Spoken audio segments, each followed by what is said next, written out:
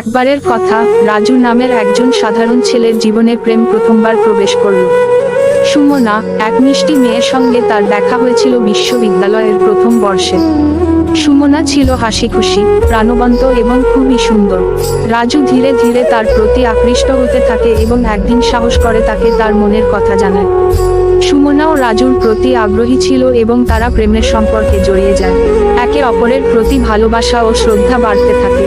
তারা ভবিষ্যতের স্বপ্ন বুনতে শুরু করে। কিন্তু একসময় রাজু লক্ষ্য করল, সুমনা আগের মতো আর তার সঙ্গে সময় কাটাতে চায় না।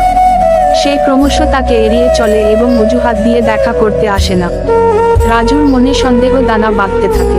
একদিন সে সাহস করে সুমনার ফোনে তাকে সারপ্রাইজ দিতে গিয়ে দেখে সুমনা অন্য এক ছেলের সাথে দেখা করছে। তাদের হাসি, কথা, চোখের ভাষা সবকিছুই বলে দিচ্ছিল যে তাদের মধ্যে গভীর সম্পর্ক রয়েছে। রাজু হতবাক হয়ে যায়। সে বুঝতে পারে সুমনা তাকে ধোঁকা দিয়েছে। এই ঘটনা রাজুর জীবনে গভীর আঘাত হানে। সে অনুভব করে যে তার মন ভেঙে গেছে। প্রেমের প্রতি তার আস্থা হারিয়ে যায়। যদিও সময়ের সাথে সাথে সে এই ধাক্কা সামলে ওঠে, তবে সুমনার বিশ্বাসঘাতকতা তাকে একদম অন্য মানুষে পরিণত করে। সুমনার ধোঁকার পর রাজু একদম নিঃসঙ্গ হয়ে যায়। প্রথম দিকে সে কাউকে বিশ্বাস করতে পারত না। তার মন সবসময় সুমনার প্রতারণার কথা ভাবত। মনে হতো সবার মধ্যেই লুকানো কোনো অন্ধকার আছে। সেই কষ্টের দিনগুলোতে রাজু তার পড়াশোনায় মনোযোগ দিতে চেষ্টা করলেও মন থেকে সেই আঘাত ভুলতে পারত না। রাতের নিস্তব্ধতা তাকে আরো কষ্ট দিত। মনে হতো তার জীবনের সবকিছুই যেন থমকে গেছে। বন্ধুরা তাকে সান্ত্বনা দেওয়ার চেষ্টা করত, কিন্তু রাজুর মনে হচ্ছিল কেউই তার কষ্টটা বুঝতে পারছে না। ধীরে ধীরে সে বন্ধুদের থেকে নিজেকে সরিয়ে নিতে শুরু করলো। একসময় রাজু সম্পূর্ণ একা হয়ে গেল। কারো সঙ্গে কোনো কথা বলতো না, কোনো মজা বা আনন্দেও সে আর অংশ নিত না।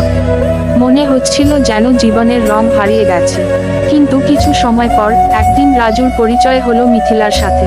মিথিলা তার সহপাঠী ছিল, কিন্তু আগে তাদের মধ্যে তেমন কথাবার্তা হতো না। একদিন বিশ্ববিদ্যালয়ের এক অনুষ্ঠানে হঠাৎই তাদের দীর্ঘ আলাপ হয়। মিথিলা তার সঙ্গে খুব সহজভাবে মিশতে শুরু করলো। সে রাজুকে বোঝার চেষ্টা করত, তার কষ্টের কথা শুনত, কোনো রকম বিচার না করে। মিথিলার সাথে কথা বলার পর রাজু ধীরে ধীরে অনুভব করতে শুরু করলো যে পৃথিবীতে এখনো ভালো মানুষ আছে। মিথিলা তার জীবনে আশার আলো হয়ে এলো। সে ধীরে ধীরে রাজুকে বুঝিয়ে দিল যে একটি খারাপ অভিজ্ঞতা মানে সবকিছু শেষ হয়ে যাওয়া নয়। রাজু মিথিলার সাহায্যে আবার জীবনের প্রতি বিশ্বাস ফিরে পেল।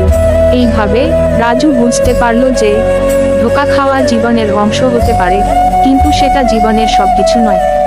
সবকিছু শেষ হয়ে গেলেও নতুন শুরু সবসময় অপেক্ষা করে।